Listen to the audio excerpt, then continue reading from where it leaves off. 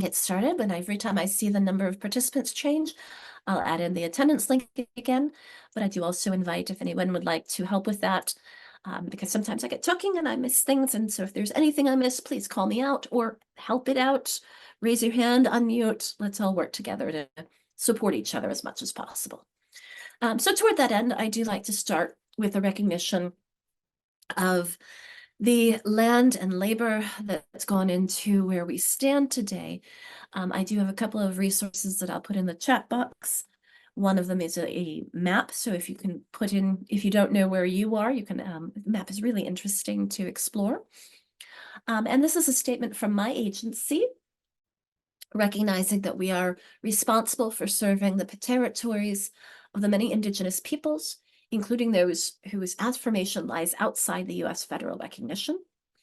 Both prior and during colonial occupation, the migratory histories of native diasporic peoples have meant life on and stewardship of these lands. I'll go ahead and clear all those off for us. There we go. Not sure if you mean to be doing that, but we can clear them off as quickly as possible. There we go. And this is recognizing that the region represents abundant opportunities to disrupt systemic harm and deliver meaningful, equitable change through service, restorative justice, and collaboration. If you'd like to add in something to the chat, you may, but I also like to point out that acknowledgement is, this is from one of my colleagues, I borrowed this, that acknowledgement is about a first step. It does not stand in for relationship and action, but it can begin to point toward deeper possibilities for decolonizing relationships with people and place. I just put it in for you, Michelle. I'll put it in again. There you go. We also start with a recognition of the pain and trauma from over 400 years of racism in the United States, and pledge to stand with our communities of color, especially those who identify as African American. We also acknowledge the intersectionality of those who identify both as persons of color and individuals with disabilities. It's a commitment to centering our work to dismantling systemic racism and disrupting ableist structures. I really, one of my goals is to infuse not only equity, but really an understanding of belonging and our sense of value for everyone throughout what I do. So this is a step, not the end. So someone was already playing around with the animations. Here's some tips and tools for Zoom. I do ask that you put your name and your district. It's helpful so that when we talk to you, we can call you by the correct name. Some people have already had to change their names from their son or or whoever.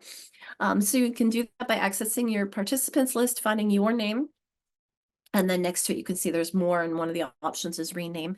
You can also look at your picture, and up in the upper right-hand corner, you'll find an option for renaming and hiding your self-view or showing your self-view. The video on with an asterisk, it's appreciated, not required. So Deborah, if you can't, if it's problematic for you to have it on because of anything behind you, not a problem. Or if you have connectivity issues, it's just a request. I find it helpful so I can see nonverbal feedback. And it's especially helpful when you go into breakout groups, but that's completely a request, not a requirement.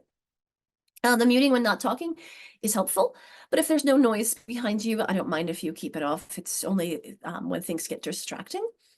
And then to raise your electronic hand, it's found under reactions. So you'll see there's the raised hand option.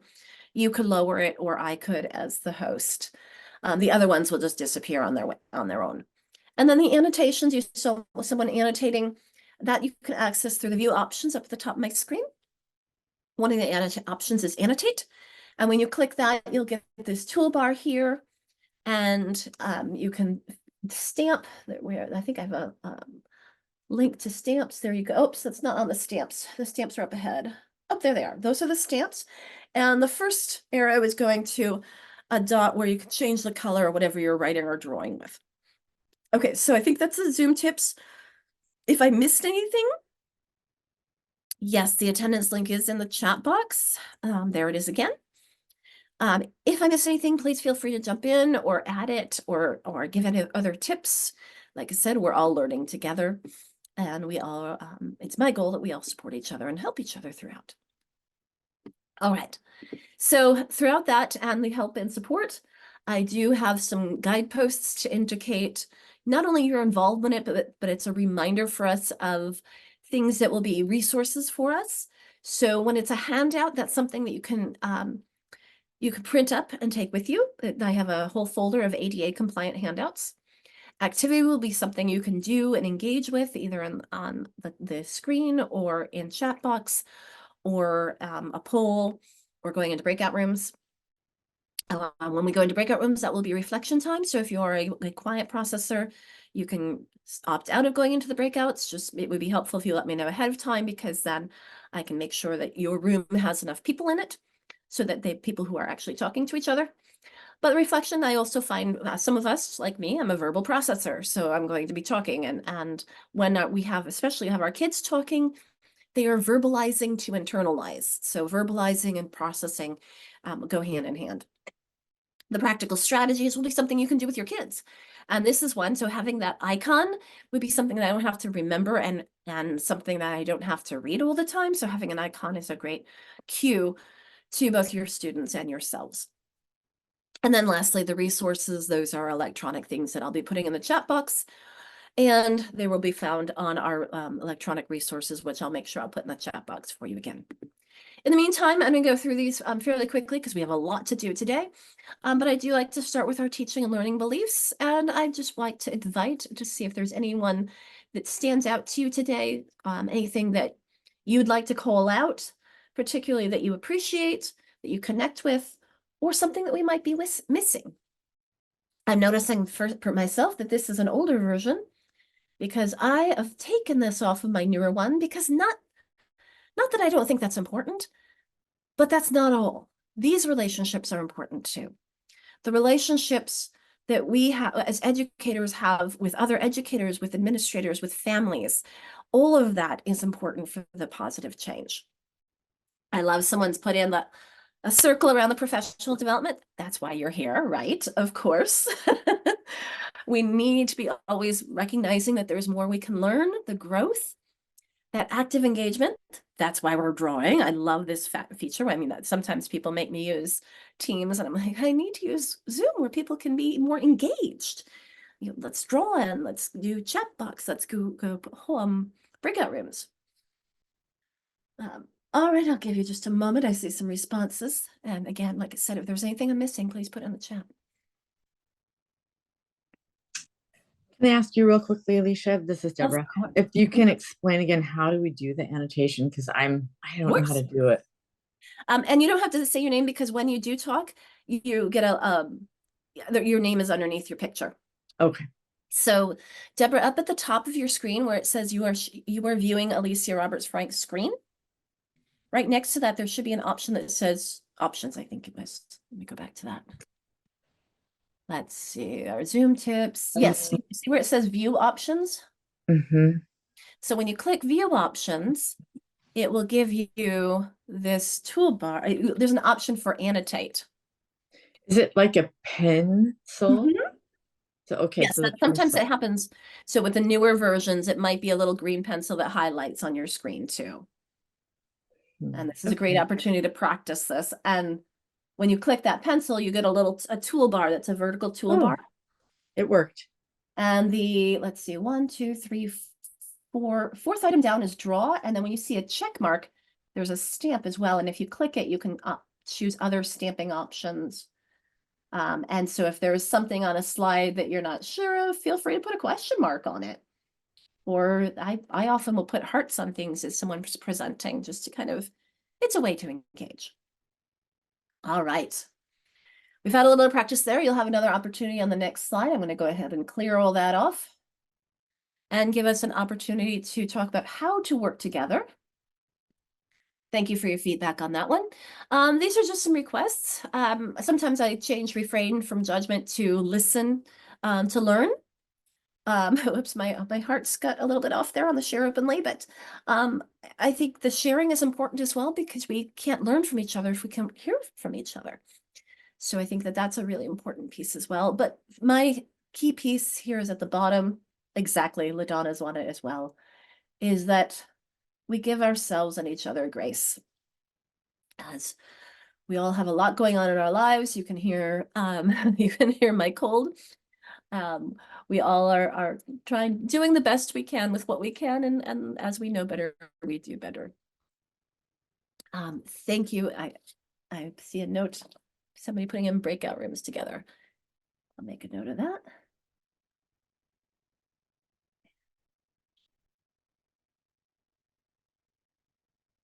Got it. Okay. All right. Thank you for this.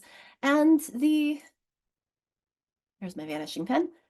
The key here is that as if we have some, we used to call them norms, but I want to normalize differences and normalize the fact that as human beings, we have imperfections, is ways of working together. So the more that we can have these agreements, these that we get on the same page about how we're going to work together, I think it helps when things, especially with our classes and our kids, so that they know what to expect when they know how to be their best selves when they're with us.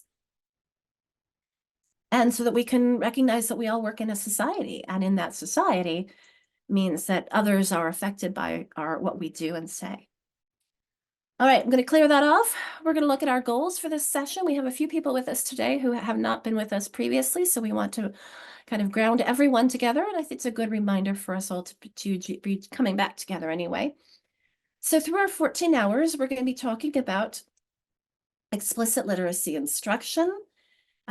Actually, I should change that to structured literacy instruction, but the structure includes explicitness and it's direct, so we'll talk about that. And then how that applies to teaching emergent readers and those who struggle. Dyslexia is my background, so particularly for those who are struggling with word reading difficulties, but those who struggle because of language, English is their first language, or they need more instruction. I mean, there may be other reasons for struggling as well. We're going to be expanding our knowledge of the foundational elements of literacy, including phonology, which we addressed on last time, orthography we're getting into today, as well as etymology.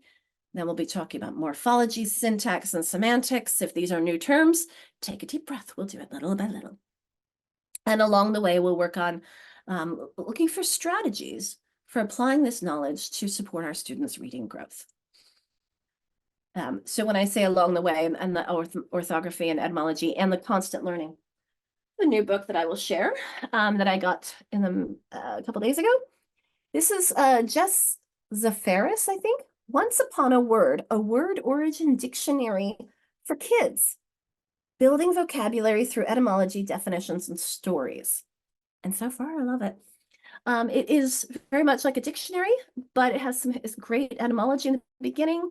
And oh, what a fun trip through words. So I've been enjoying this so far. Always learning.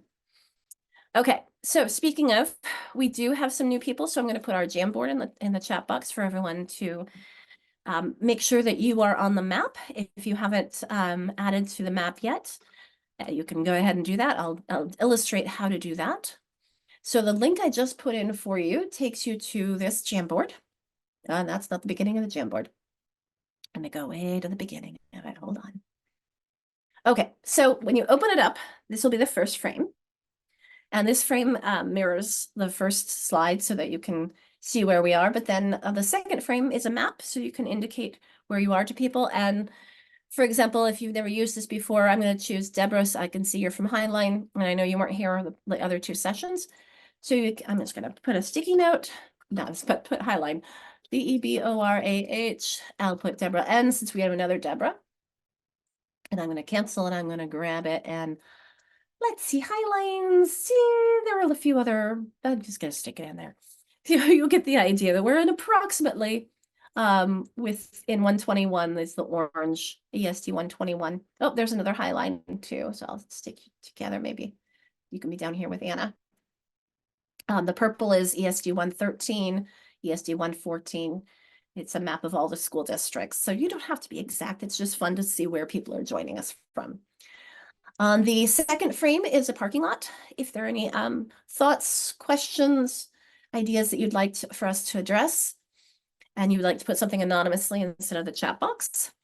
And then we have the structured literacy overview, which we'll be revisiting.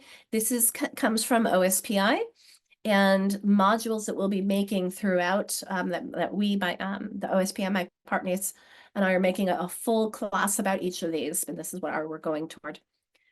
And then we have some other activities we'll be doing later. So we're going to stop here for now. Okay, so that's on the Jamboard. But like I said, we do have some people who are new with us. So I just want to do a quick introduction in case some of those people have never had classes with me. I'll be as brief as possible though, because some people have. That's funny. I've got the picture from the ladder of reading. I have been teaching adults about teaching dyslexia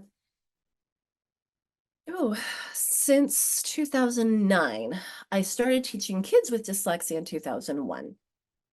And that's not where I thought I would be. I was prepared initially to be a high school English teacher. And then I was prepared to be an ESL teacher, but instead I got a job at an elementary school for kids with dyslexia. From there, I got my special education endorsement and continued on to middle school and then high school, and then got my doctorate in learning and instruction. So I prepare people to become special education teachers, and as well as gave some special education instruction to those preparing to be both elementary and high school teachers, and middle school as well, elementary and secondary. So I will say, though, that what I don't have on this slide is that my journey, which started out professionally, became personal. 10 years after I started at Chartwell, my daughter was born. And in the meantime, I had learned about the heritability of dyslexia and that it was in my family, both on my mother's side and my father's side.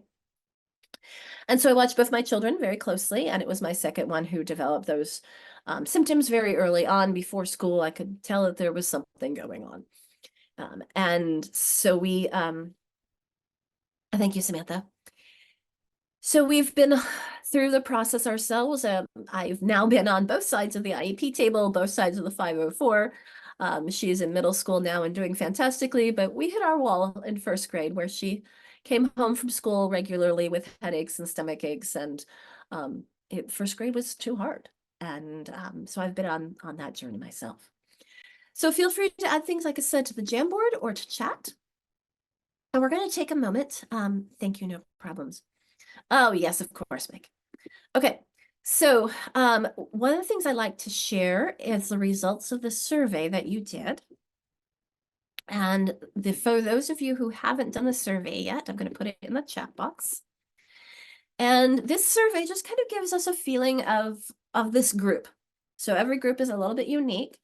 And this group looks like we have, when we talk about the topic of sound symbol correspondences for reading and spelling, we're all across the map. I'd say a little bit looks like more more sixes and eights, obviously, but we have, I have to do the math to see how many more below 6 than above 6. But nonetheless, I think it's really important for us to see this heterogeneous nature. And I will say that even at the number 10, that doesn't mean that there isn't more to learn, and new ways of looking at things. So I just wanted to share that so we can all see that when we go into breakout rooms, that we'll have people, likely have people who have had a little bit more experience and a little bit less experience. So we have definitely a heterogeneous group here. So thank you for joining us and continuing your journey with me. All right, so last time, oh, wait a minute.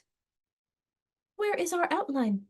I neglected to pause here. I think I must have skipped this somehow. I meant to pause here, my apologies, to see and invite anyone to unmute or raise your hand if there's something that you've been thinking about since we last talked, before jumping back into the phonology and phonemic awareness and how it, no worries, Juliana, they're not even noticing, and how phonology affects your ability to understand this connection between sounds in our language and the symbols that represent those. So this is, if you look here, notice how we have that foundation of oral language knowledge and proficiency, which leads my understanding of phonology and phonemic awareness, which is what we talked about last time. And today we're going to be talking about orthographic knowledge, and which is often called phonics. So I'm going to bring this back up and invite, if there's anyone who would like to, something that's circling in your head or that you've been thinking about since we last met last week that you'd like to draw attention to or question. Yes, of course, Juliana.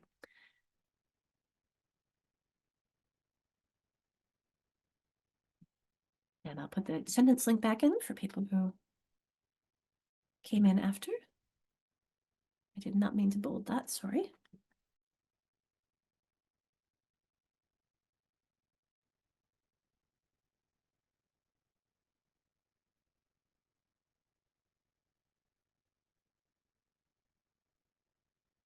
Everyone felt good about last week. We did a lot.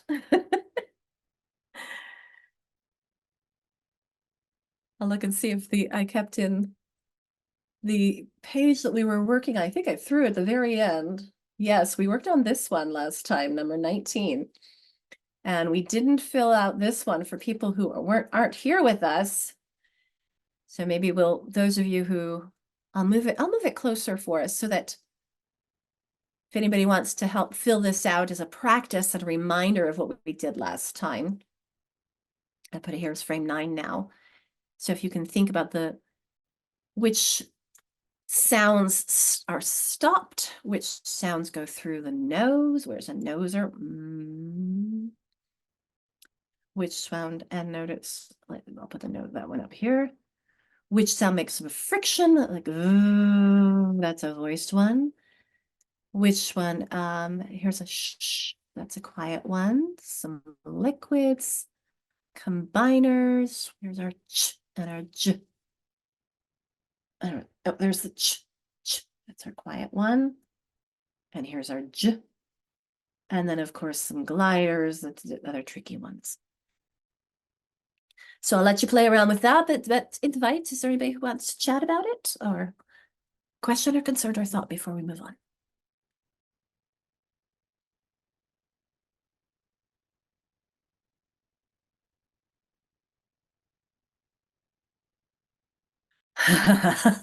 Betsy, that's a great question. I've had a lot of people talk about how to pronounce that sound.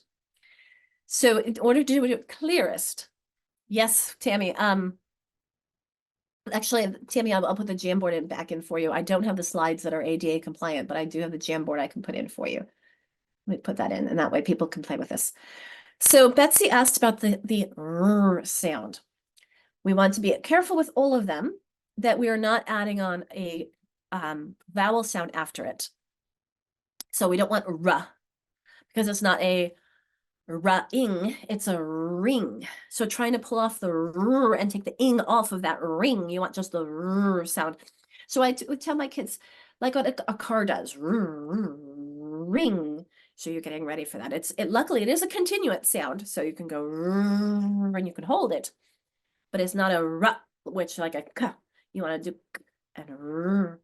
The vocalized ones are harder to pull off the vowel sound. I will be the first to admit that. So for example, the d and b, trying to clip it so you're not saying duh or buh, but it's very, very hard to do those. The voiceless ones are easier. The t and the g are easier than d and g.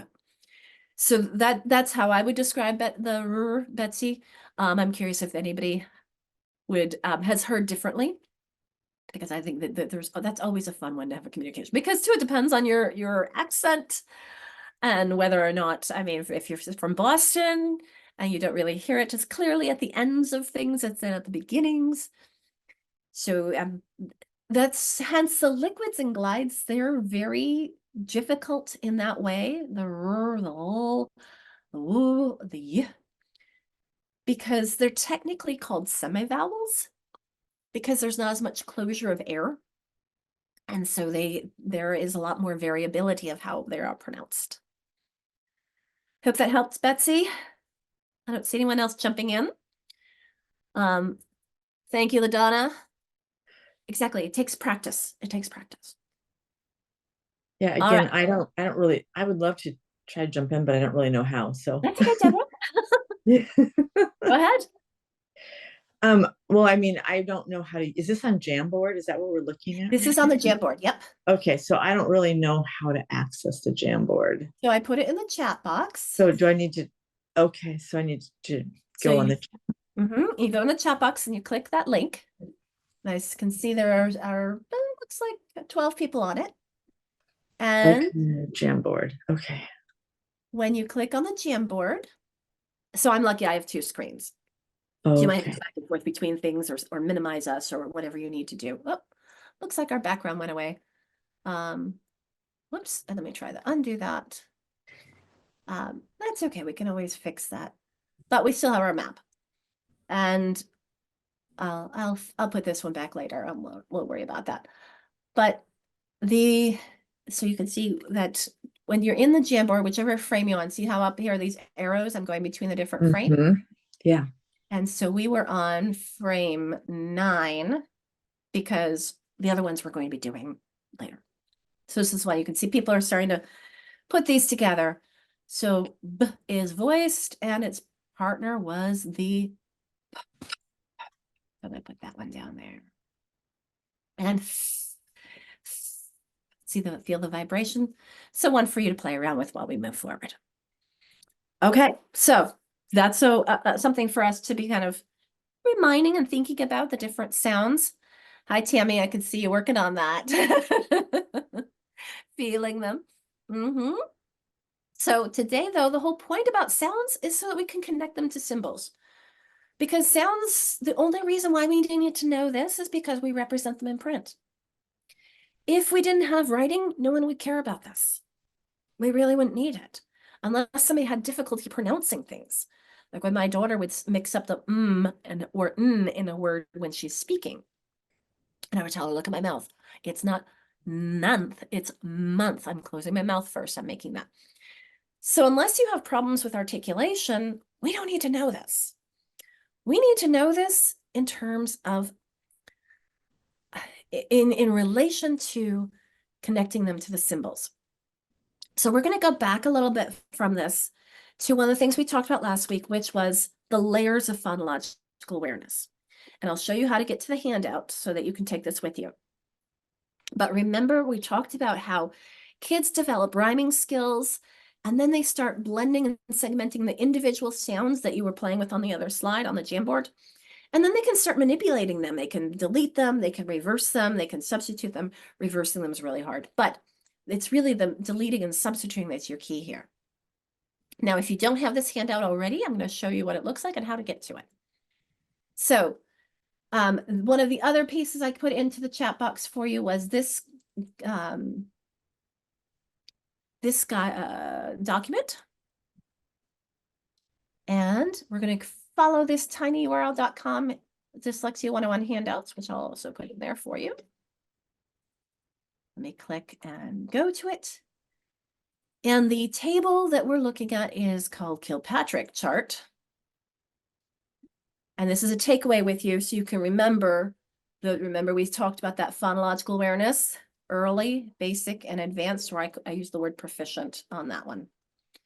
So that's what you saw on the left on the slide that we were on a moment ago. Now we're going to look at the right-hand side because now we're connecting those sounds to the symbols. And when we connect those sounds to the symbols, we need to think about the progression. Again, this is normal development. Not to say that there are some programs that will say, oh, kids can't move on to blending and segmenting sounds until they're done with rhyming and they've mastered rhyming. Nope, nope, nope. Your biggest bang for your buck in kindergarten and higher is get them to blending and segmenting sounds. Start there. That's really what you want your kids to be able to do. That will also help develop their rhyming skills. What you see here is a normal progression of development. Doesn't always happen, of course, that way. We know that humans are very normal is just a setting on a dryer, right? Okay, so going back to the second page, though, we see that we first develop our ideas about letters and sounds. That helps us then translate those letters we see to what the sounds they represent, and then we blend them to read words. That's called phonic decoding. Then the next step, once I can start manipulating phonemes and playing around with them and recognizing that clash and crash are different by just that second phoneme. Think about that ash, the in clash or the r in crash. That's where those are different. That's when I can start attaching those sounds to the symbols, and by segmenting that blended word and then noticing that sound symbol connection. This is a term we call orthographic mapping. I'm going to pause for a moment and see this group's familiarity with that term, orthographic mapping. And it is anonymous, so you can be honest.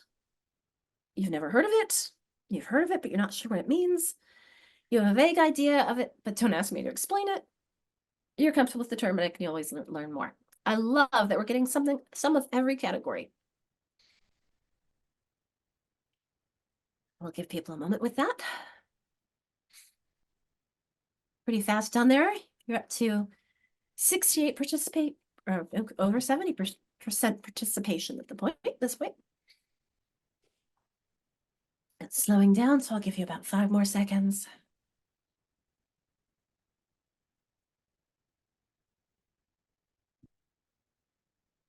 All right, we've gotten to 80. That's pretty good.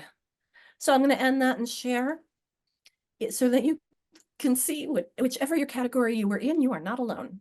Looks like our largest category has never heard of this. So don't worry, I'm going to explain it on the next slide. We have some kind of vagueness, never heard of it, or we've heard of it, but we're not sure about it. And then we have some people who are, quite a few who are quite comfortable. Thank you for contributing. I appreciate that. Okay, so orthographic mapping is, like I said, this process that goes on in the brain when students are learning to read. It's a process rather than a skill. What it is we need this to be able to instantly decode a nonsense word automatically and not have to then sound it out each time. So let me show you what I mean. So I'm going to draw a horizontal line first. Differentiating at the top is my the phonological decoding. The bottom is the orthographic mapping process. This is what the eye sees, the child sees. This is what the child says. So when they're going through their decoding process, maybe they have to sound out each individual sound. Let me get my little pointer here with my line. Okay, good. And maybe they have to sound out that s, it, and then blend it together to make sit. And this one, they recognize it has an I consonant E, which represents the long I. So they sound it out as I, t. And this one, the same way. They see an IGH represents I, and they sound that out, I, t. So this is the decoding process. For some students, that seems like that's all they're doing, because this next process goes on implicitly. But for some of our kids, they're going to need some explicit help getting there. This is the orthographic mapping process. So again, this is what they say. Now they're sounding out and thinking about the different sounds in that word. So in the first one, the sounds were s, it. In the second two, s, it, but it's the same thing. So it's just that process. Then they see the word, and now they're going to make a connection between each of the sounds in the word and the letters that represent them. So whether it's a simple word like it, which we are going to later call a green flag word because it's pretty predictable what letter is going to represent those different sounds, or whether it's a little bit more complex. I would call this a yellow flag word because there's more than one way of spelling that I sound, isn't there? In the first case, so we've got the t, that's easy. Now I have to think about the I. In this case, it's an I consonant E. That's like a website or a construction site. That's a place. Where in this one, s and t is easy, but now I have the IGH. That's something I do with my eyes. And so this, when I have these homonyms and I'm differentiating between which ones, that's where meaning comes in. And I need to know meaning in order to be able to spell the right one. Whereas if I'm reading it just using my eyes, that's not a problem. I can sound those out. But it is the different spellings that clue me into the different meanings. Okay, something's come in. Yes. Karen, you asked about the biggest bang for your buck. Yes, let me go back to the phonemic awareness piece. Let me close this off. And actually, we can see it here. Yes, this will be fine. So on that first slide, when we're talking about the phonological development, some programs will say, I'm going to go back to this one because it goes a little bit more detail. Notice how this one has rhyming, alliteration, syllable segmentation. I've heard of programs, luckily I can't name them, where, thank you, Erica. I get homonym and homophone all the time, but, so I've heard of programs where you cannot move toward individual sounds until check you've mastered early phonological. I'll take a look at that, Erica, more closely in a moment. They're saying, okay, you've got to master these before you can move into here. Not true. That's the piece that Karen, I wanted to make sure it gets clear, is that yes, this is helpful skills to help you develop this, but when you're in kindergarten and above, let's start with segmenting and blending individual sounds immediately, recognizing them, segmenting them, working with individual sounds rather than those larger chunks of rhymes and whole words and compound words. Those are great precursors, but your biggest bang for your buck from recording research is to get into those individual sounds as quickly as possible. That's what, I hope that it is clear that this isn't you got to get one before you can get to two, before you can get to three. This is the normal progression. Thank you. Okay. Thanks, Karen. Okay, Erica, homonym. So nym is Greek for name. Yes. So is there a specific word for ones that are spelled the same but pronounced different and mean different things? Why, like wound and wound, or like dove and dove. I think those are homographs, if I remember correctly. I have those on a different slide, but if I remember correctly, because graph has to do with the written form and nym has to do with name. And so there's homophone, homonym, homograph. The whole point is those that have the same sounds would be the homophone. Thank you. Homograph, same spelling, different pronunciation. And then the what was the other one I said? Homograph, homophone, homonym. I have a cold. Graph has to do with written form. Nym has to do with name. And homophone has to do with sound. So you think of homo meaning the same, and think about the Greek roots on those. Thank you for that, Tammy. As we said, we all help each other, right? Okay. So one thing I do want to point out on this table, though, before we get into the sound symbols themselves, is to how these support each other as we learning them. Because as we said earlier, that while they're not prerequisites, they do help. The more that I understand about rhyming, the more I can understand individual sounds. And the more I can pay attention to those individual sounds, I can start manipulating them and changing them and deleting them. The same goes on the reading development side. So we've got the letter name and letter sound knowledge supports my ability to then translate what are those sounds represented by those letters. Let's blend them together to make real words. And that supports my ability to then think about what symbols represented those sounds in those real words. They also support each other this way. Phonological awareness helps me learn to read. But once I start learning to read, number one up there on the top, my ability to pay attention to letter names and what sounds they represent supports my development of the ability to blend those sounds together and pull them apart, which of course supports our phonic decoding, but that also then supports me paying attention to those sounds in the middle. So it gets a little messier. It's not very linear. Things support each other.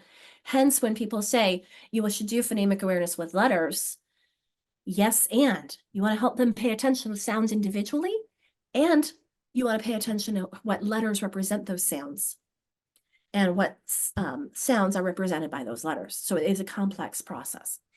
Reading's really complex. I was talking to somebody yesterday and they said, there's a lot to learning to read, and there really is. We take it for granted, those of us who do it well. It's an amazing process, because one of the things that we often think is if we just read to kids, they're going to learn to read, right? No. I think that I put this little no symbol here because we know that just seeing the words and hearing them simultaneously will not lead to me being an independent person who can read automatically. So for many kids, though, and remember I said it looks like they're decoding those words out and then they can read them automatically. But what's really going on here is that orthographic mapping along the way. Because whether we support them, whether they note it or not, they're paying attention to how do you spell the sounds in that word I just read. And ways that we can support them, anybody be surprised by this, is to have them write them. The strongest way to make these connections between sound and spelling is through writing. Having them write that letter and think about the sound. Well, the sound is ch. How are you going to write it? Well, is it the beginning or the end? Because ch at the beginning is always going to be the ch, but ch at the end could be the ch or could be a tch. We're going to have to think about it, understand the why. So that's the orthographic mapping piece. Okay, those are pieces we're going to be talking about in just a moment. But, oh, Erica, for those of you who didn't see the chat, she's asking, is it the same for typing or is it specifically pencil and paper?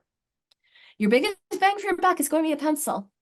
Not pens, not whiteboard markers. Your biggest bang for your buck is going to be pencils because you feel more drag and therefore there's more proprioceptive input to the brain than when you have pencil or chalk because again, there's more drag to it.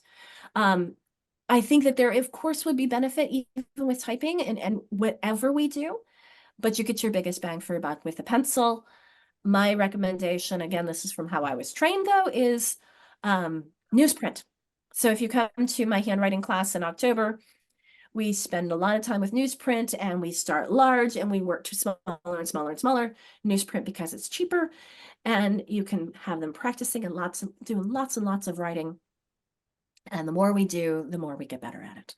And thank you so much, because 6th grade, there's this big push for differentiation and allowing them to type and even voice type. But I'm teaching vocabulary that they should know how to spell. And so I'm torn between, okay, there's that big push for allowing them to differentiate and choose. Do you handwrite it? Do you type it? Do you voice type it? And well, wait a minute, I actually want you to learn how to spell these things. And so thank you. I appreciate that. Remember this triangle we did the first week? That the stronger connection we have in a brain and from remembering words is to make this connection between the sound, the symbol, and the meaning. And when you're writing it, you're going to put the stronger symbol into your brain because you're really making that connection. So yes, Erica, in fact, I'm working on a proposal for Learning Allies Spotlight on Dyslexia conference. And last year I did one that's similar to what we're being talking about today, but this time I'm thinking I really want to, I say teaching reading through writing so much that really needs to be the focus. It's teaching reading through writing. Okay, so we're going to go into a breakout room to chat about this stuff. We were just talking about orthographic mapping. That's not where I want to be. And we're going to go to a pause and reflect. So just going to give you a moment to kind of process. We've done a lot of chatting, and then when we get back, we're going to talk about sound symbol correspondences. So I'm going to pause the recording. Zoom recording. Recorded. Okay, so I did go into one room where we were kind of grappling still with the orthographic mapping, and particularly the term skill versus process. And so it is a process that our brains do whether or not we pay attention to it. That's why I'm calling it a process. But the skill that we can do to help support that is through helping our kids pay attention to spelling. There's actually an app that I have used with my daughter when she was younger, that it's a little pricey at 25 something, I think, but it's the only one I know of that works on orthographic mapping. And it's that's not it. Let's go into their main site. It's by this Learning by Design. Remember last time we talked about the different phonemes and they had a phoneme guide for us. Where's their fabulous phonemes? That's what we were looking at last time. We're going to look now at their Word Up. And this is a program where you choose a sound. So in this case, the sound is E. And then you touch the letter or letters that represent that sound. So for example, if the word is teach, you would touch the E and the A. In this word valley, you touch the E and the Y. They have to be words the kids know and can read. And this is then it's really focusing on what letter or letters represented those sounds. So that's I hope helps with understanding a little bit of orthographic mapping. I'm putting the link in right now. It's called Word Up. And I found it hard to find on my iPad. But then after I bought it only had that one game. And then they've added now 3 more where, so No Fouls is the one about the sounds that does orthographic mapping support. Build on the Base will support suffixes and prefixes. And so you actually are identifying what is the base word of the word. And then Catch the Beat is syllabification, and Stress This Mess is also syllables, but where's the stress on those? So it was a tool that I found helpful for understanding orthographic mapping, and I thought maybe illustrating that would help this as well. So that was one of the groups that was kind of grappling. Is there another group or someone from that group who'd like to share something that after I left? What were some of the things that you processed and talked about?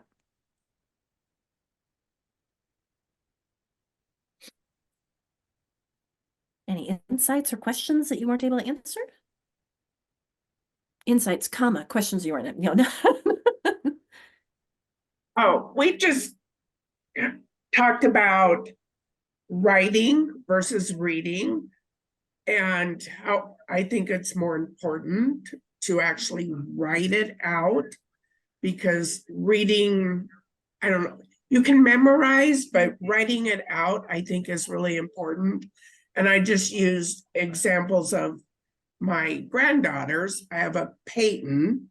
So for her to write her name, she would leave out the Y because it's Peyton. Mm. My other granddaughter is Phoenix, and they replaced the Y with an I, Did and you then say the Phoenix? PH is an F. Oh, that's So, really hard words. yes.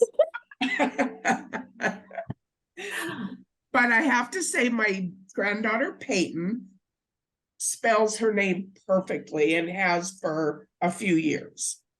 She's 8.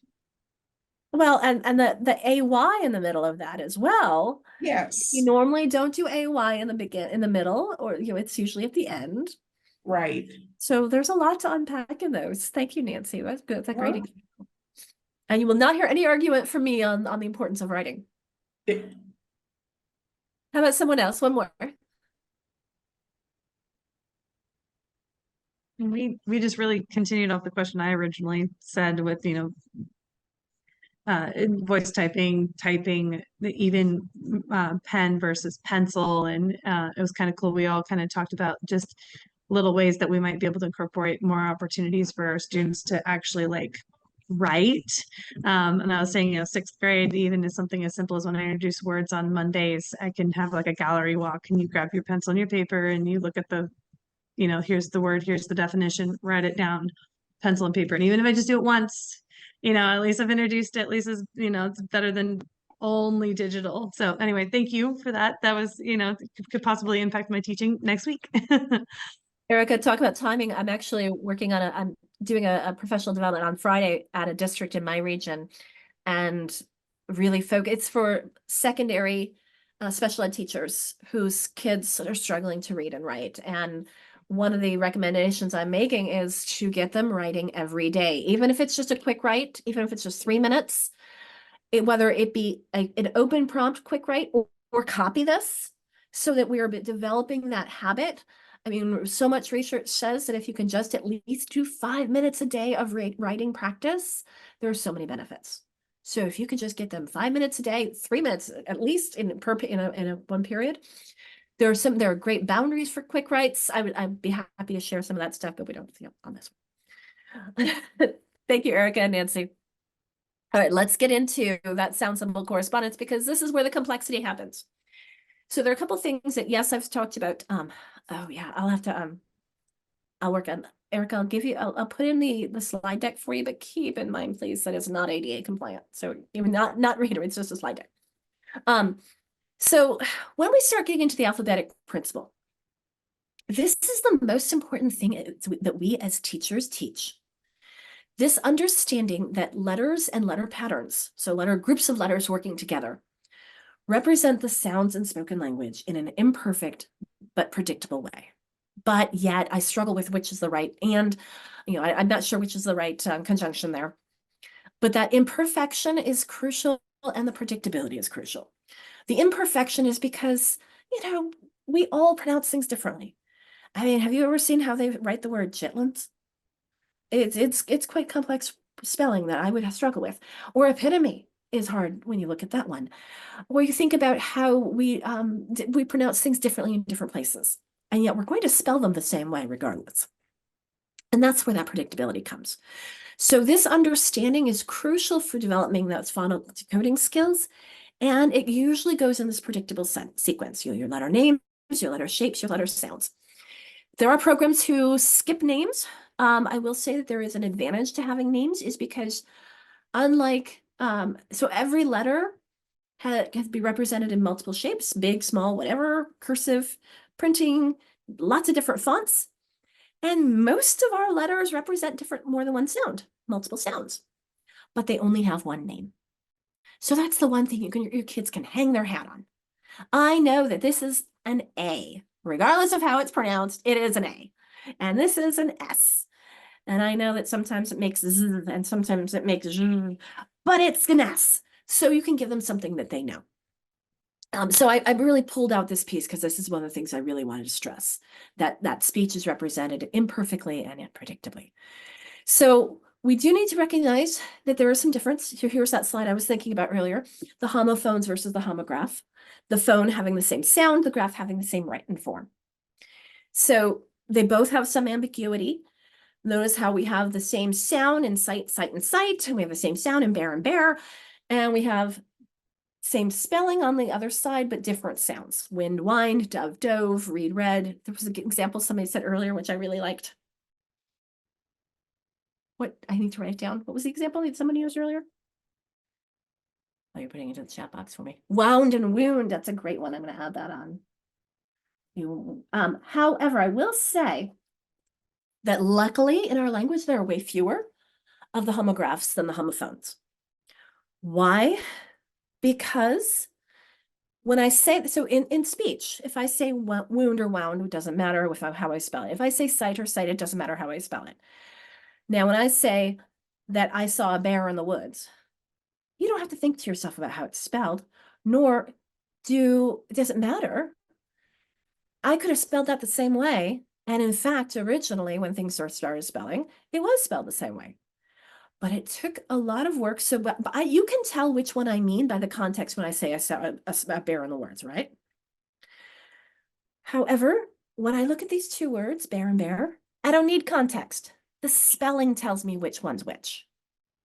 Whereas those ones on the side, wind, wine, dove, dove, read, read, sower, sower, live, live, wound, wound, I need context in order to figure it out. So it is actually easier on our brains when we have a different spelling. Once we've made this connection, remember that triangle between the sound, the symbol, and the meaning. The meaning is crucial when we have these different spellings. The other ones, meaning is going to be in the pronunciation, and that's a different story. But we just wanted to make sure that we get that understanding speech, understanding print is really crucial, because when we see a word, we are seeing so much more than just its sound. Some languages you can see right through those letters to the sounds, not English. We are so much more complex because look at here, we've got two letters working together to make a sound. This does not make its typical sound, does it? And this, okay, that one works. But we have so much more that we see than just those sounds. This one works. I see a sound here, if you want to call it that. I see a symbol that gets me directly to the sound. So sometimes there are some pieces I see sounds, but more often I will see an orthographic convention. This comes from history, from my etymology, why we start our question words with a WH. That's just a convention, what we do. We don't hear the difference, many of us, between wagon, the W and wagon, and the W and what. However, it is a convention that we do because of history. So that's another piece that we see. Then we can also see the morphemes.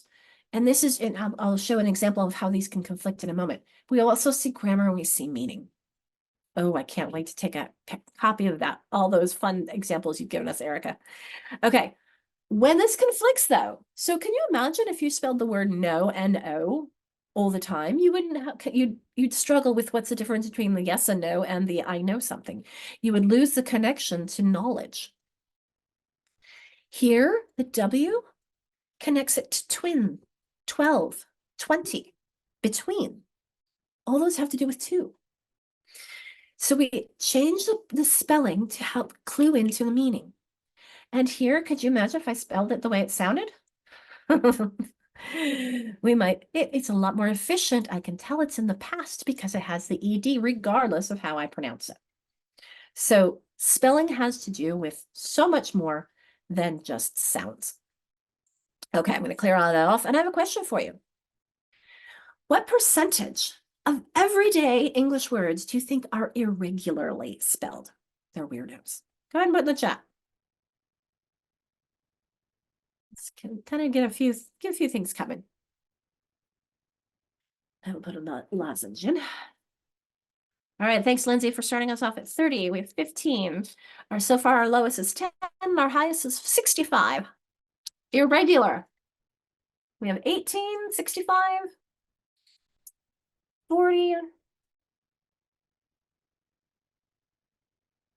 This is always fun. The irregular weird ones.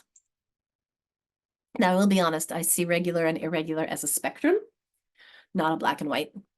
However, so let's look at some information on this.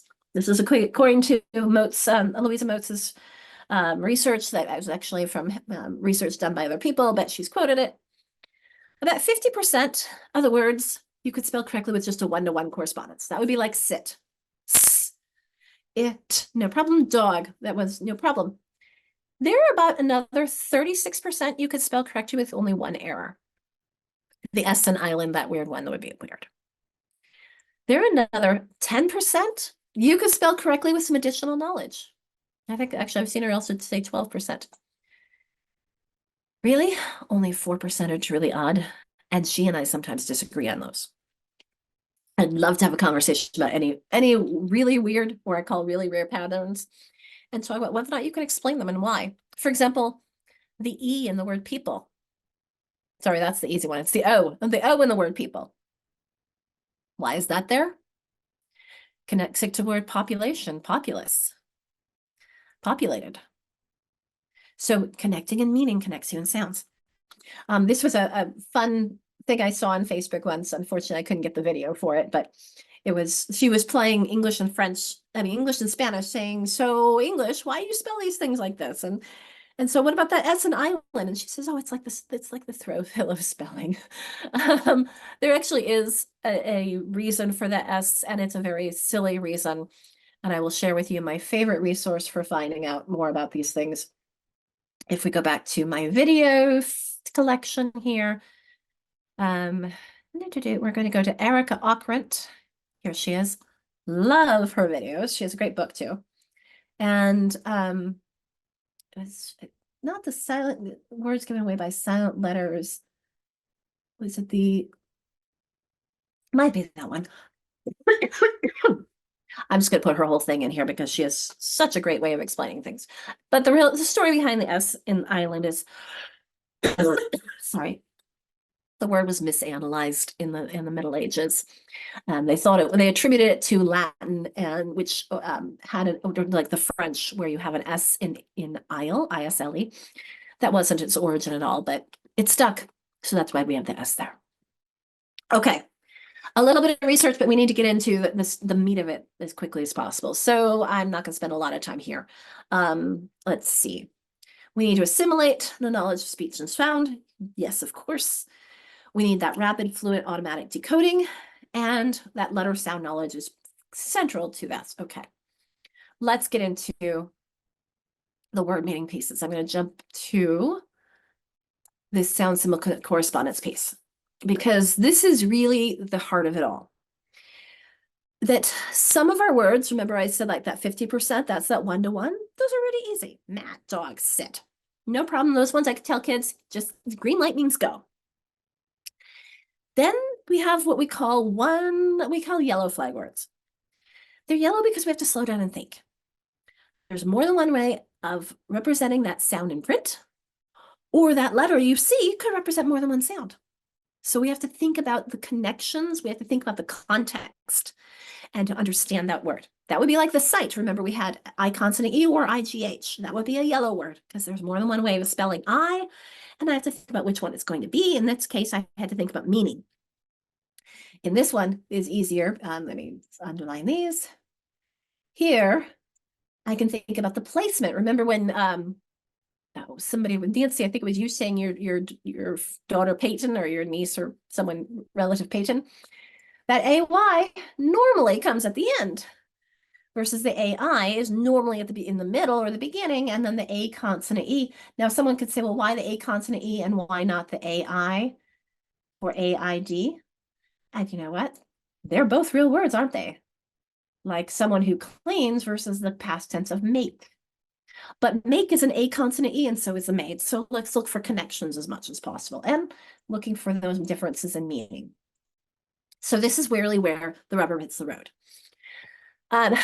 So I'm looking at time. I'm going to just have some tips here. I'm going to bring these all up. When we're talking about the green flag words, there really aren't that many. And frankly, my list there keeps getting smaller and smaller of letters that really only represent one sound. I have an asterisk here on the F because the F in one word will not make F. It will represent V in the word of. That's it. That's the only one. It's the unstressed version of off. So, but the rest of them, these are really the only ones that I can identify. Oops, wait, I'm going to take this one off. If you pair it with an H, it's no longer P, is it? Nancy, we had your daughter, your Phoenix. So we're going to take that one off the list. We need to add that. Because if you pair it with something else, it makes a different sound. I'll remove that. Which is why this list kept getting smaller and smaller every time I have to stop this. Because you have to think, I mean, for example, the C, you know that has several different sounds. Go ahead. What Process. about a W? W, wrong. So It's, I struggle on whether or not to take off like the W and the K when they're sometimes silent. I see, Because yes. it's never saying anything different. It's Got it. not voiced in that, but it's, you know, you don't hear it, but it's, I mean, there are people who teach WR as a digraph and KN as a digraph. I was taught to do that because I'm Slangerland trained. But I'm going to give you an exercise in a moment where we're looking at them not as digraphs, but as silent letters. And so another way of looking at those. So you could say there aren't a lot, but what I really want to stress with this, and there's a new way that I'm kind of moving toward this, is thinking about these green ones.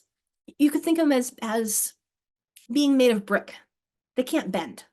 You can't flex them. All the other letters you can. I mean, even that little S, it could be S, or it could be sh, or it could, well, like in sugar, it could be the Z, like in nose and boys and rose and does, and it could be a Z, like in vision. So I want my kids to think about the fact that sometimes you have to flex the sound and what's going to fit better in this word. And that's where we get into the yellow flag pieces. So before we move on to the yellows, though, I just have some tips, and this shouldn't be surprising. We've talked about this a lot, haven't we? You write it. Those movements involved in writing, you're tapping into that proprioceptive part of your brain. It leaves a motor memory in the sensorimotor part of the brain, which helps us recognize the letters. You're teaching reading through writing, right? You think what you ink. I like it, Mike. Verbalize to internalize. I don't know if we have time for this, but I'm going to put it in the chat box just in case you would like to explore and some examples and non-examples of keywords. Keywords are extremely helpful. They help unlock the sound for kids. But I will keep in mind, and I'm constantly analyzing when I see something like what keywords are they using? Because I don't want them using xylophone, because yes, X will represent Z, but pretty rarely. Let's help. Remember when we talked about consistently and the predictability? X, the X sound from X is way more common than Z. Now, yes, if an X is at the beginning, it's going to represent Z predictably. But how often do we put an X at the beginning of a word? Xylophone, Xerox, Xerxes, not very many. Usually X is at the end and it makes that X sound, represents X. Notice I'm trying to shift my language from a letter making a sound to a letter representing a sound or spelling a sound.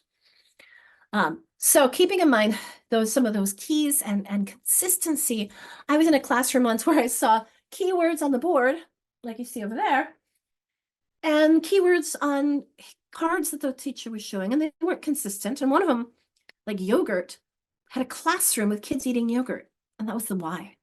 Like, that's kind of hard to tell if there's a yogurt on there. I also don't like, you can see here, cake and elephant. I don't like those two because you hear the letter L at the beginning of elephant and you hear the letter K at the beginning of cake. Slingerland has since changed their cards from cake to, I think, cup. Anyway, so those are some key pieces to keep in mind with letter names. Okay. What about those words that can be spelled more than one way? So very often, these are old English words.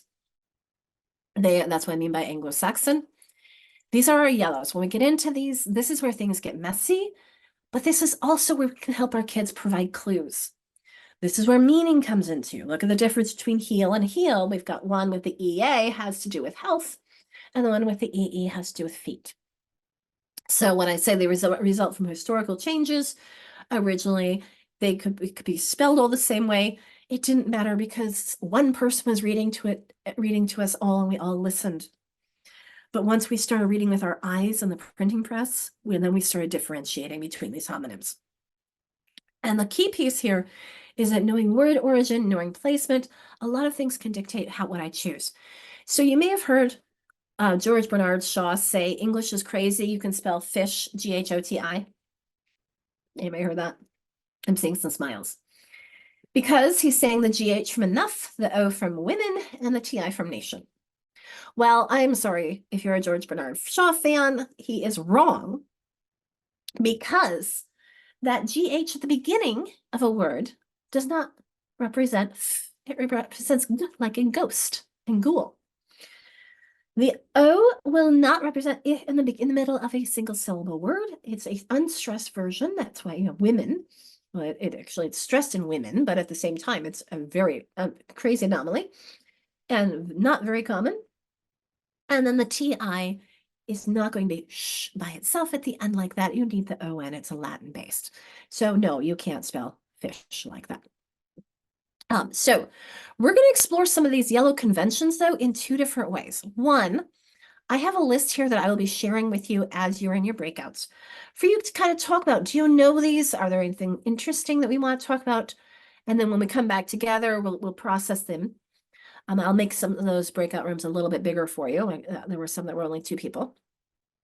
But in the Jamboard, you see lists of digraphs, trigraphs, and silent consonants. So I'm going to take us there. Jamboard, right? Oops. Here's our Jamboard. And you'll notice here is the beginning only, either or ending only. So these are digraphs and trigraphs. So you can move these around. Is it only at the beginning of the word, only at the end of the word, or could it be either place? And that's the same thing with our silent letters here. So those are some activities to explore with those. And then I have one more activity for you, and that is looking at this one. Because remember I said the predictability, it's all about statistics. There are certain letters and letter combinations we just don't do in our language. And some of them I can have a reason to help you with, and others, it's just because of a lot of reading and spelling that you've done that you'll be able to figure these out. So those are 3 things, actually 4 for you. 3 here in the Jamboard. Jamboards 5, 6, and 7, as well as the list of orthographic conventions that I'll be sharing with you on the screen as we will be in your breakout rooms, because this is, like I said, really where the rubber meets the road and the difficult thing with our kids. Okay, so I'm going to extend the time a little bit on this. I'm going to give you 10 minutes. And because I really want you, maybe 12, because I want you recording, and I apologize. I don't think I resumed recording after the last time. Luckily, I do have multiple recordings of this class in our document. So apparently, even though it says multiple participants could share simultaneously, apparently no one could share screens if I was sharing. So I kind of tried to go in and out of that a little bit. But also let's just kind of have a conversation about these as a whole group, because some of these are a little more complex than others. We'll start with the less complex, and then we'll move toward what I was sharing on the screen, because that's a bit more on the complex side. This process looks to me like it was not all that complex if you think about words that could have those sounds. But I think this was a really useful exercise for me to go through and think about, you know, when your kids are thinking about the w sound, it's only going to be a WH at the beginning, not later on, and things like that. So I'm just going to open up and see if there's anybody who wants to talk about this one. And then we'll go on to the next.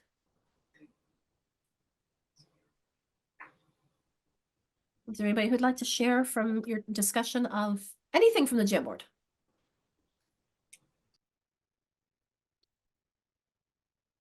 One thing, like when my group got into this, it had already been split, but we noticed the CH was at the beginning only.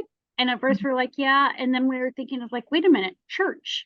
It ends with the CH. It's not the TCH. It's not the trigraph with the NCH or anything. It's we can move it over.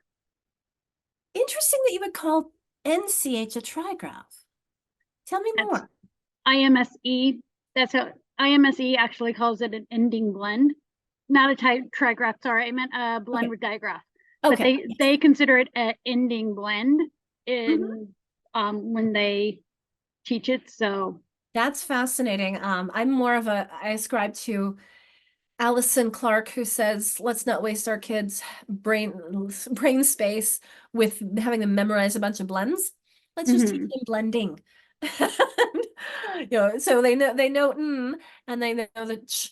And that actually makes me think of one of the I have a spelling sound sort that sometimes when I have more time to do, when you mention that so I use this to look at the difference between ch at the end, whether it's after a short vowel, like in the left-hand column, or whether it's after a consonant or a long vowel.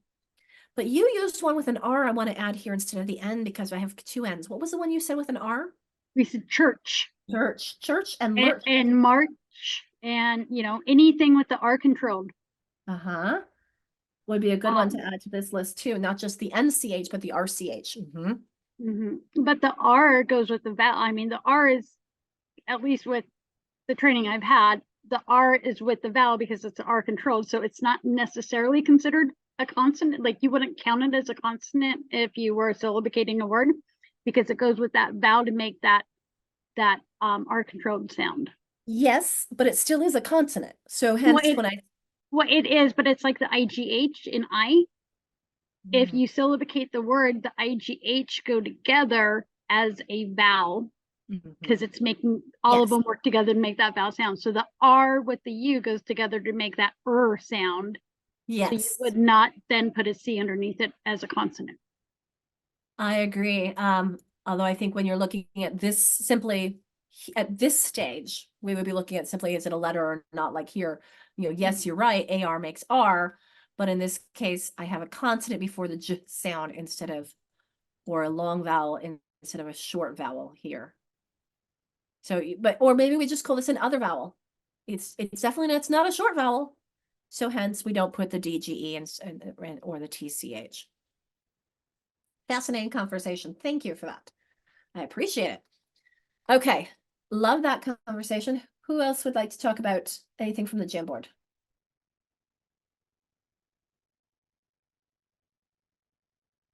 Any struggles with this one?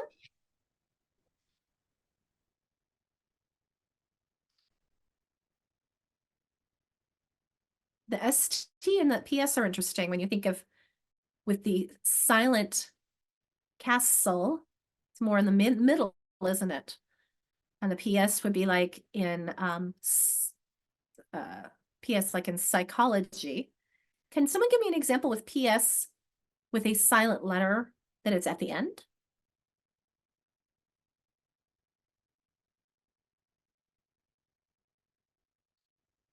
Neither of those are silent though, Samantha.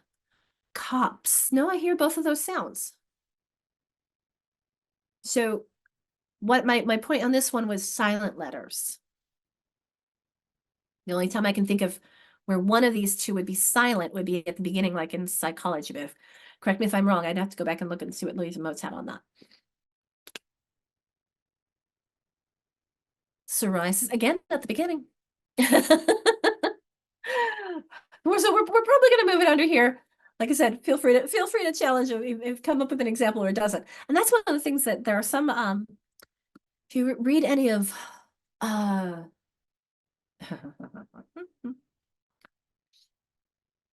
Lynn Stone's work, she has some interesting, again, Stephanie, I can hear the ps and ships. None of them are silent. So that's why I'm like, so Lynn Stone as a tutor who also writes books on teaching, reading and writing out of Australia. And she challenges her kids to think about, let's look for the exceptions. Let's try to find out where, so that they can understand the commonalities and the common, if you want to call them rules. All right, so let's look at the next one. How do we do with this? There's that NG, we don't do it at the middle, at the beginning, on the double F. And the OI. And I can see though.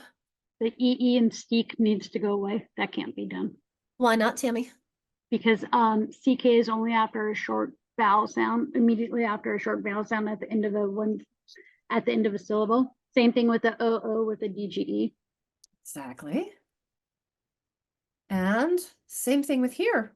If it's gonna be has to be a CK. Exactly. And there's one more. And that would be the SKR is an SCR in our language. And it has to do with history.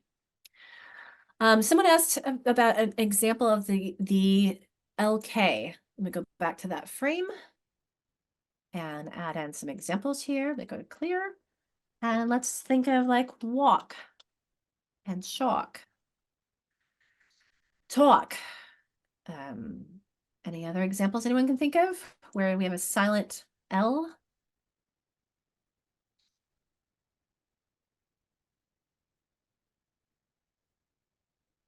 As well.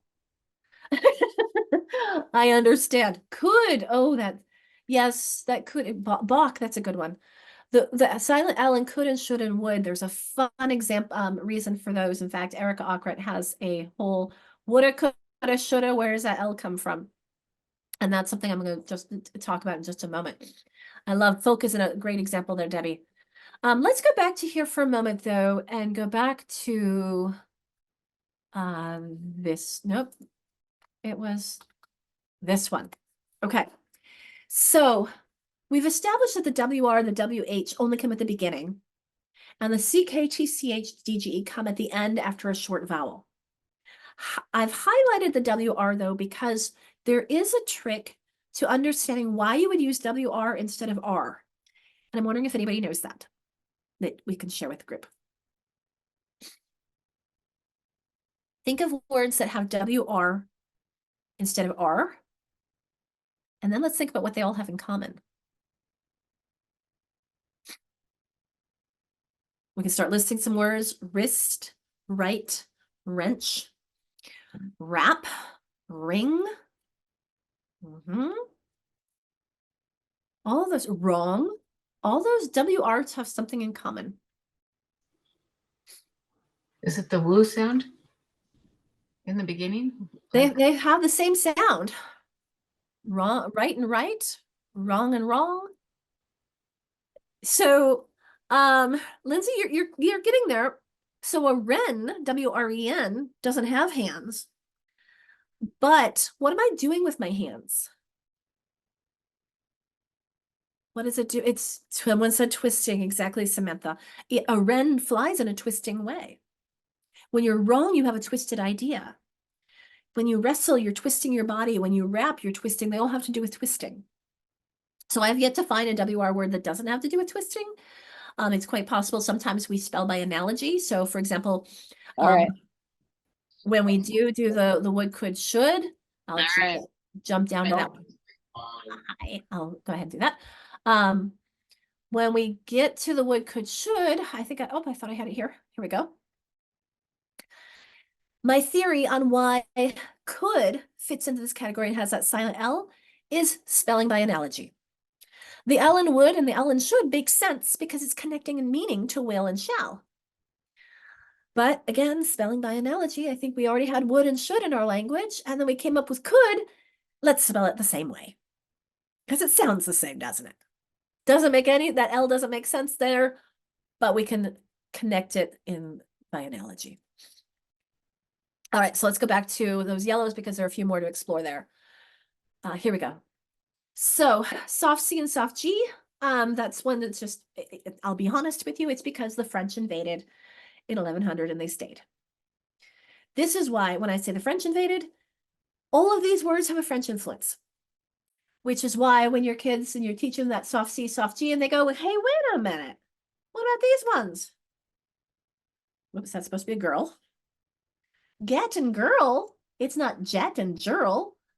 When you've told me that C-E-C-I-C-Y makes S and G-E-G-I-G-Y makes J, but not in get and girl. Yeah, those are really old English words. They're Germanic. Think of the one way to think about this is Angela Merkel. If you've heard how they say Angela in Germany, they say Angela. So the g is an old Germanic sound, not the j. That's a French influence with us. Words that end in a V or a J, or very often an I. This is why we'll often put an E afterwards. Same thing, why? Well, that's why we have the E here and have. But I'm wondering if any group talked about why there's this E in these three words.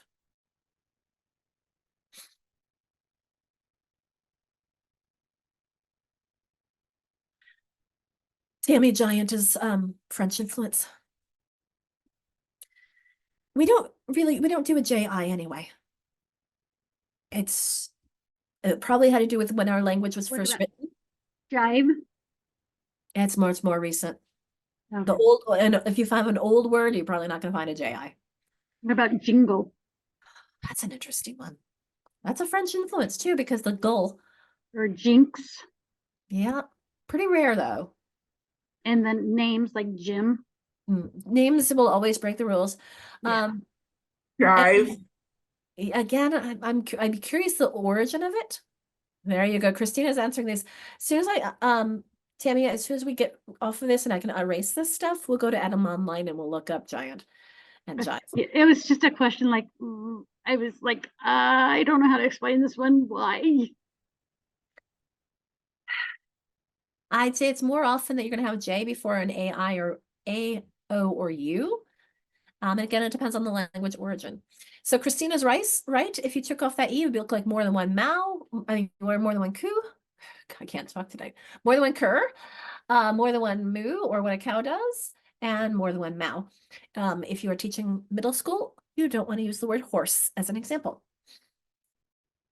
Okay, let's answer your question and take a look at. And so this is also, I'm going to share with you on my favorite site for answering those questions. Is I'm going to go to Adam Online, and I'm sure this is a old French géant. They knew I meant giant. Let's try jive. American English, much more recent. Look, and this came from the 1920s. The other one you said was jingle. And this one is 14th century, but look, it was originally spelled with a G. Interesting. So that's where when my kids ask me why, I go to Adam Online, because I don't have all the answers and I want them to be curious and research too, and recognize that there's always more we can learn. Okay, let's see, we talked about some of those silent letters already, but you notice there are sometimes you can think about words that are connected in meaning that you can hear the letter, like autumnal, signal, signature, bombard, bombardment, hymnal. So think about sometimes you could connect those words in meaning. Okay. Feeling a little okay on these yellow ones? They're complex. Let me give you a handout for them. because this stuff, I'm actually going to give you two handouts. One is in our handouts folder, the keywords for yellow cards. These are what I used when I was at Chartwell. And I find them useful to say, here are different ways of spelling the different sounds, and they are in order of most common. So here are the vowel sounds, long vowels, and some other vowels like the oi and the ow and the o and the aw and the and then we have some consonant sounds. I'm not sure if I have everything on here. I try to adjust it when I notice some errors from time to time. But there's another one that I found recently, which I found very interesting, and I hope that people have time between now and next week to explore it and for us to talk about it, because there are some great things in here that I love, and there are some things that I don't love how they have explained them. So I'm going to grab the link. I love Nessie's books. They have great books, free ebooks. This one is on Improve Your Spelling. And if we scroll down to, here's chapters, basics, spelling rules, advanced rules. I don't like calling them rules. To me, having too many rules gets confusing. I want to call them conventions or patterns, but nonetheless, you'll find a lot of things we've talked about. Like, for example, look how they've even spelled principal wrong. Unless it was intentional that this is supposed to be a principal. But nonetheless, I find this interesting. Here we have our ink, ank, unks. We have our consonant digraphs. Look at those. Our consonant trigraphs and quadrigraphs. We get into the syllable types, which we'll talk about next week. And then we talk about some of here's that double F at the end of puff, but not beef. So some of these things we were just looking at on that chart, you'll find a lot more intensely gone into here. And I'd be curious if someone wants to chat about these next time, because I just found it yesterday. I was looking through it myself today. Okay, in the meantime, though, we only have a few more minutes. So I just want to go over a couple other things, and that is when we have those red flag words, those really weird patterns. And this, an example I often use is from a speech language pathologist who had a kid come up to her and say, okay, I know that this says eh, and this says eh, and this is good. So what's this gut? And that's where things get really difficult. And so we teach it to our kids. Well, this is the first part says the first four letters are making the A sound, like in sleigh and way and neighbor. Not very many words will spell A that way, but they're old English words. And just like they had the IGH, Tammy, you mentioned earlier, which normally will represent I, like in night and fight and bright, unless we stick an E before it, in which case it's going to be A. But we're teaching, again, that sound symbol correspondence, just like we did with sit. We're going to do 8. What are the sounds in 8? 8. Now we've got a couple ways we could spell that. Let me bring this out. And I could spell it A-T, long A consonant E, because if I just do that, remember that's at, isn't it? So I could make it 8 like this, but that's the past tense of eat. I want the number. Well, the only other way that we have to make that number is 8A with an E-I-G-H and the T this way. So helping them, again, that sound symbol correspondence connections. And I like to do this by showing these relationships and categories and thinking about morphemes and our morphological knowledge, helping us see when words are related in meaning. Said is one that, hold on, I'm going to sneeze, that people often struggle with because of that S sound. But let's connect it to the past tense of say, just like paid is the past tense of pay and laid is the past tense of lay. Now, said doesn't sound like paid and laid, but it might have at some point in our history. And it's just easier to say said than said. And we still show the connection and meaning, change the Y to I, like we do in so many other things, right? And then people have said, well, what about the Y here instead? Well, I think that the ED is a much more recent invention or contribution to our language. And it was just easier. So we're going to try and do this as often as we can. These are older words in our language. And so we say sometimes it doesn't work.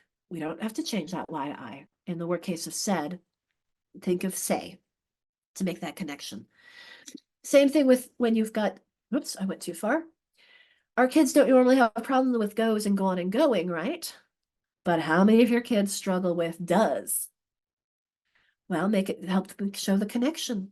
Put on the board for them this base word go with the ES and EING, and your base word do with the ES and EING. So even though it doesn't sound like it looks right there, does, has that weird sound, connect it to do. And then we talked about the will, would, and would, could, and should. But here's another connection is the EH in teach connecting to the GH in taught. Same thing with catch and caught.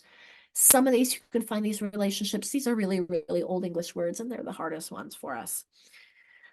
So we've talked about a lot today. Really, when we're teaching them, let's make sure that whether it's yellow, red, or green, we're connecting the letters and the sounds. The tough, through, and though, that is Erica Akron's favorite, and her whole book. Like tough, through, and though don't rhyme, and more oddities of the English language. But let's make sure that we can pull apart those sounds, connect those sounds to the symbol, and that's going to be that same process. What are the sounds in the word? How do you spell them? Let's look at the letters. What sounds are they going to represent? And remembering that when you have multiple letters working together, like the CK you see here, the multiple letters working together might make a different sound. Those are the digraphs and trigraphs, and that can be really, really tricky for a lot of our kids. Okay. Lastly, one line of teaching tips, and then I'm going to invite you to have a closing statement. I think this first line used to say multiple exposures, and I don't like the word exposure. I love it. Dan, yes, you're right. The Shakespeare definitely helps us learn a lot about our language. But when I say interactions, I mean writing it, saying it, speaking it, reading it. They need to be interacting with the words, not just exposed to them. So that's why I changed the word to interactions instead of exposure. The multisensory you've seen me doing, let's have them writing it a lot and saying it and hearing it, engaging multiple parts of their brains as they're interacting with the words and the sound symbol correspondences. Let's start with a small set and then build up, going from what's easier to what's more difficult, what's more common to what's less common. Okay, I kept people way too long last week, so I'm not going to do the same again this week. But I do invite you to put either on the Jamboard. There was a spot on the Jamboard for reflections. It just had a reflective pool, I think. Let's see, it is here. You could put it onto the Jamboard, or you could put it into the chat box. A keyword or phrase, an important idea, or food for thought. And I will put that Jamboard back on for you. If anybody hasn't gotten the attendance link, I can get that in again as well. And I do invite, and I do appreciate all of you for all the great work together today. Oops, I need to I thought I had fixed that. My apologies. We will see you next Tuesday. I will look at the calendar and see the date on it. Rather than it's not the October one, but I will put here my contacts and resources for you. So the 30th, Nancy, thank you. So I'll go back to this and I'll just write it over it. We will see you on Tuesday. What did we said? January 30th for getting more into the syllables that Tammy and Munch and vowel R, etc. I know, Michelle, there is so much. This is where we can have a lot of learning and a lot of fun and always growing. Thank you, Mrs. Paradis. So thank you, Melissa. I'm going to go ahead and stop the recording. Actually, I'll put this on this one for us, and I'll put all those any of those resources in the chat box for you. And I hope you all have a great evening.